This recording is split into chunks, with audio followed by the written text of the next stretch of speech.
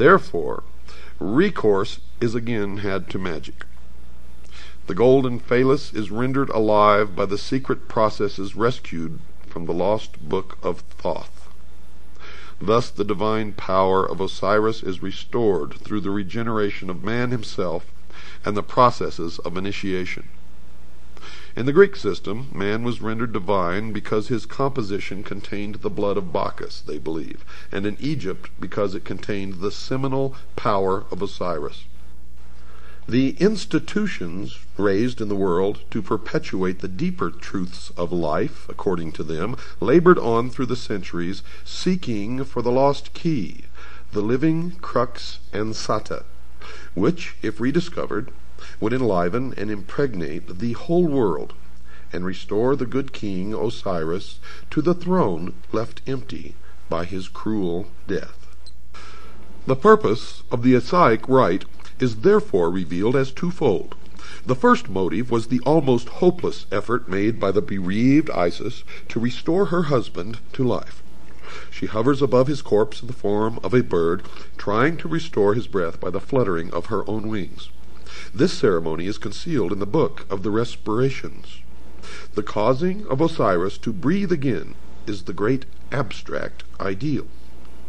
The second and more eminent motive which actuated Isis was to avenge herself upon Typhon, Christianity, and to destroy his power over the world.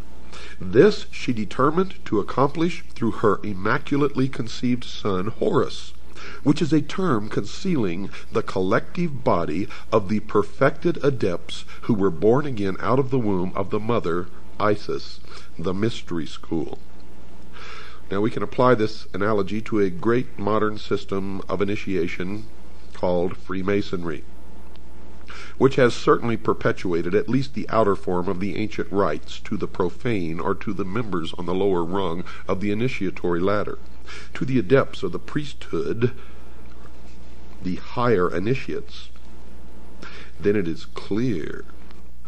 You see, for Freemasonry as an institution is Isis, the mother of mysteries, from whose dark womb the initiates are born in the mystery of the second or philosophic birth. Thus all adepts, by virtue of their participation in the rites, are figuratively at least the sons of Isis. As Isis is the widow seeking to restore her lord and to avenge his cruel murder, it follows that all master masons or master builders are widows' sons. They are the offspring of the institution, widowed by the loss of the living word, and theirs is the eternal quest they discover by becoming.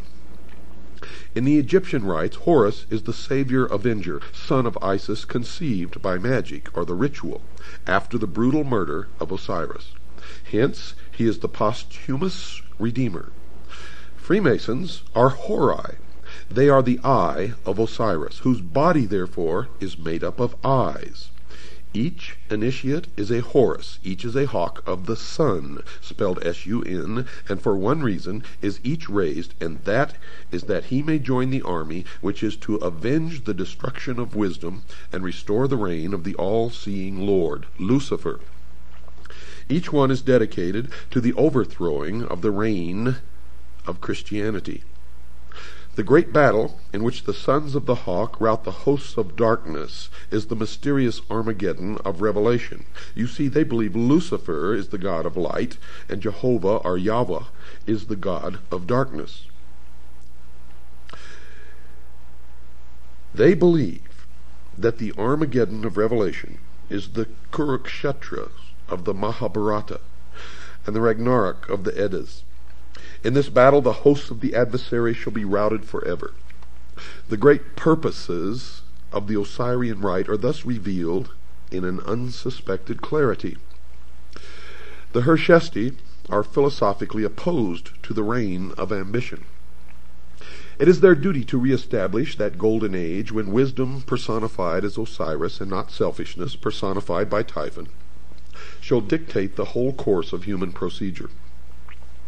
The day must ultimately come when the Hori, by virtue of their royal purpose, accomplish the consummation of the great work. The great work, folks, is the elevation of man to the illumined man are 666 in the establishment of a one-world totalitarian socialist utopia on earth. The missing word will be found, and the golden substitute will be replaced as promised in the ancient rite. Osiris will rise in splendor from the dead and rule the world through those sages and philosophers in whom wisdom has become incarnate. It should be particularly noted that the Egyptians do not regard Osiris as wholly dead, but view him as continuing to live in the underworld, where he superintends the ceremony of the psychostasia. The underworld is not the sphere of the dead alone. It is the world of the mysteries. LuciFer is therefore God of the hidden fane, the temple which is beneath the earth, the house of the low ceiling, the crypts into which the initiates go in search of truth. He is the dweller who abides in the darkness of the innermost. His throne is not in the objective world, but in that subjective sphere which is the inner life of man.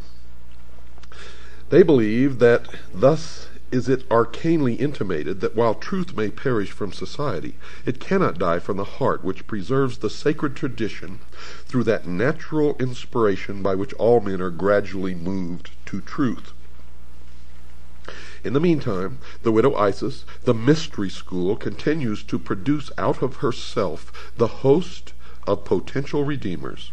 Spiritual education continues from age to age in secret, and though temporarily obscured in this generation or in that, its onward process, they believe, is inevitable. Out of the hidden house, guarded by the silent God, must someday issue the glorious and illumined Horus. 666 is the number of that man, the very incarnation of his own father, Osiris or LuciFer, the personification of the Lord of Abydos, the avenger of all, and the just God in whom there is no death. Folks, tonight's episode of The Hour of the Time has been brought to you by the Pilot Connection. Give them a call. They can help you. Their number is area code 209-957-5493. That's 209-957-5493. Or you can write to them at 6333 Pacific Avenue, Suite 334, Stockton, California, 95207. That's 6333 Pacific Avenue, Suite 334, Stockton, California, 95207. Good night, and God bless you all.